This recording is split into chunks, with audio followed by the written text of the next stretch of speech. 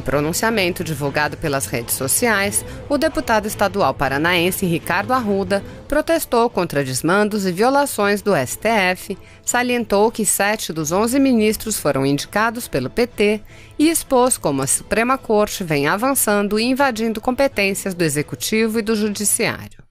O deputado iniciou explicando que os manifestantes alinhados ao presidente Bolsonaro não pedem uma ditadura.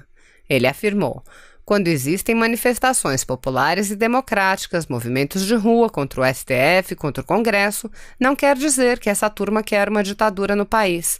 Vocês não entenderam o recado do povo. O povo não suporta mais a maneira como o STF vem agindo. E não é de hoje, vem de muitos e muitos anos.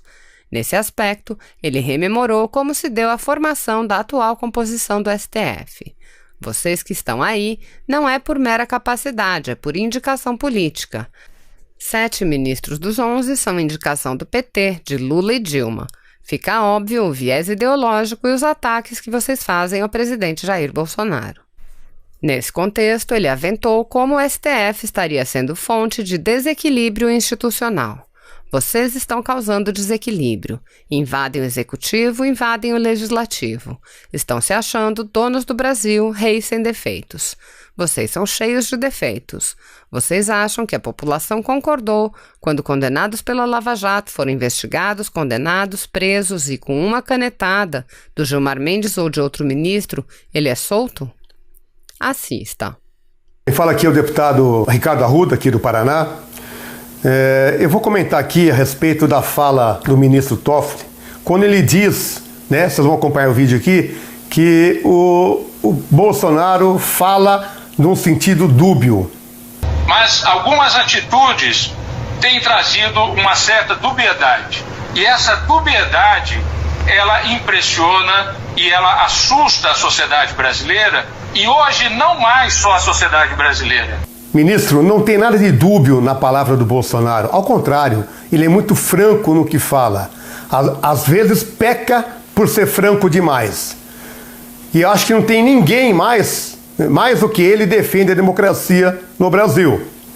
Agora, quando existem manifestações populares e democráticas, movimentos de rua, contra o STF, contra o Congresso, não quer dizer que essa turma quer uma ditadura no nosso país, não.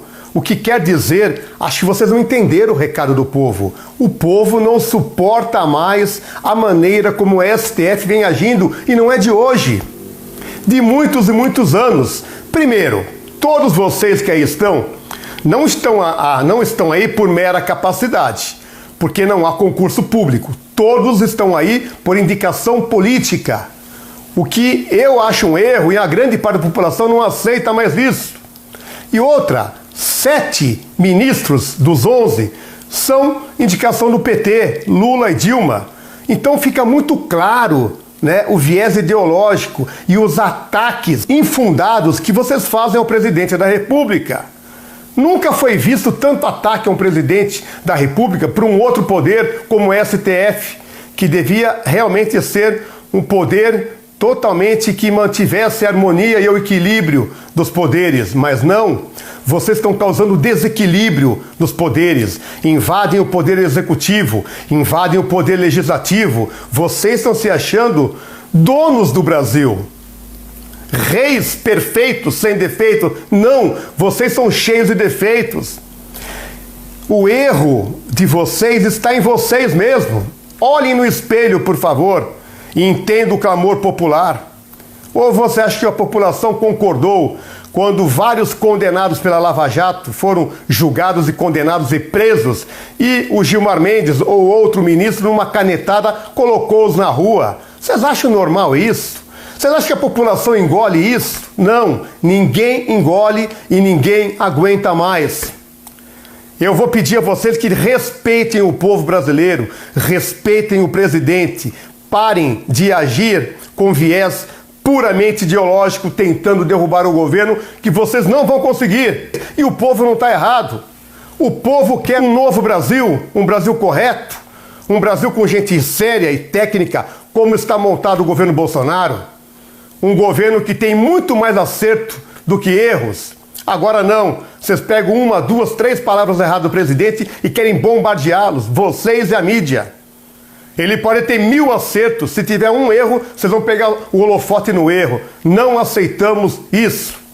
Queremos um Brasil dos brasileiros. E vou lembrar aos senhores, o poder emana do povo e de ninguém mais. Vamos juntos, apoiando o governo Bolsonaro, vamos juntos construir este novo Brasil, verde, amarelo e que tenha realmente ordem e progresso.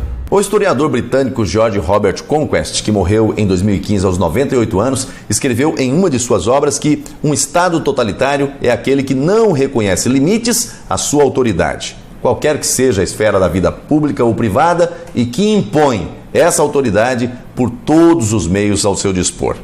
O mundo caminha para a implantação de um governo mundial totalitário, e já existem ensaios disso por toda parte. Nesses tempos de pandemia, alguns dirigentes, sabendo ou não, estão sendo instrumentos desse mecanismo ensaísta. Enquanto a esquerda radical procura enquadrar como fascistas o presidente Bolsonaro e seus defensores, é justamente de outras fontes de poder que têm vindo atitudes autoritárias e antidemocráticas, especialmente nesses tempos sob o argumento de controle da pandemia do coronavírus. O mais grave é quando boa parte da sociedade, não compreendendo o risco de suas concessões, termina admitindo a violenta supressão de direitos e garantias fundamentais. O medo tem alterado a consciência social e isso tem facilitado que setores do executivo, do judiciário e de órgãos de controle ignorem os limites de sua atuação. Isso é grave e absolutamente preocupante. Sinais de totalitarismo existem sempre que o Estado abandona sua autocontenção para impor sua vontade, não se curvando à supremacia da Constituição e das leis. O Estado não pode se sentir superior ao que está positivado, ao que está escrito. As leis é que devem balizar a ação estatal e não a vontade dos governantes. Isso é fundamental para a proteção de toda a sociedade. É a antiga máxima jurídica que diz: fora da lei não há autoridade. Um dos exemplos mais recentes da falta de autocontenção de poder é o inquérito das fake news. Se o Supremo Tribunal Federal insistir em não curvar-se ao ordenamento jurídico vigente e corrigir as flagrantes contrariedades, os flagrantes vícios do procedimento, estará dando claros sinais de autoritarismo. Outro exemplo: prefeitos e governadores que estão editando decretos e mandando prender cidadãos em circunstâncias que a lei não autoriza. O controle da pandemia não pode justificar medidas de exceção, como temos visto também no uso abusivo de regras para o fechamento de templos. Como já denunciei, há casos de interrupção de transmissão online de celebrações com 3 ou 4 pessoas presentes. E isso em diversos estados da federação. Por último, no meu estado de Rondônia, o Corpo de Bombeiros interditou diversos templos na cidade de Ji-Paraná por motivos absolutamente desproporcionais, como falta de corrimão, sinalização de saídas de emergência e outras causas semelhantes. E tudo sob a alegação de estar atendendo ao Ministério Público, que pediu fiscalização sobre a contenção da pandemia do coronavírus. As irregularidades encontradas nos templos interditados autorizavam, no máximo, a aplicação de multa. Interdição somente pode ocorrer em casos graves, em edificações de médio ou alto risco de incêndio. A norma técnica enquadra os templos entre as edificações de baixo risco, especialmente nos casos vistos em minha cidade, que tratam de edificações térreas, com saída direta para a rua. Mais que isso, nesses tempos de pandemia, a ocupação está limitada a 30% da capacidade do templo e sem a presença de crianças e idosos. Mas o problema não foi a fiscalização, que é necessária em qualquer tempo, mas o excesso no emprego da norma. Não havia motivo para interdição. Disso não se tem dúvida. A própria Instrução Técnica 41 de 2017 do Corpo de Bombeiros de Rondônia prevê que haja vistoria e notificação prévia, dando-se prazo para a regularização das pendências. É o que deveria ter ocorrido nos casos dos templos fechados. Aliás, o Corpo de Bombeiros aplicou às igrejas o rigor que o Decreto Estadual 21456 de 2016 direciona às boates e casas noturnas. Segundo a Instrução Técnica 14 de 17, também do Corpo de Bombeiros de Rondônia, esses locais apresentam risco de incêndio 3 vezes maior que os templos, que são enquadrados como de baixo risco. Depois de analisar criteriosamente as normas aplicáveis e constatar o absoluto excesso na conduta administrativa, levei o caso ao Ministério da Justiça e Segurança Pública, que é responsável, aliás, pela edição das normas gerais aplicáveis ao Modelo Nacional de Segurança contra Incêndio e Emergências em todo o país, como é o caso da Portaria 108 de 2019.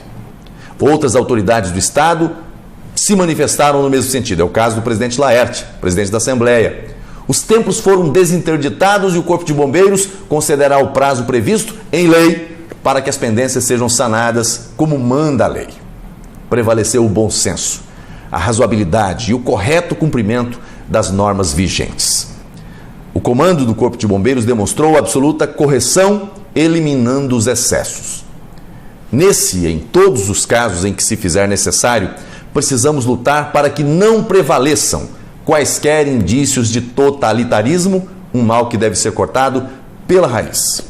O Corpo de Bombeiros de Rondônia, assim como de todo o país, tem prestado relevantes serviços para toda a comunidade. E isso é preciso sempre ser reconhecido. Deus abençoe você, Deus abençoe o Brasil.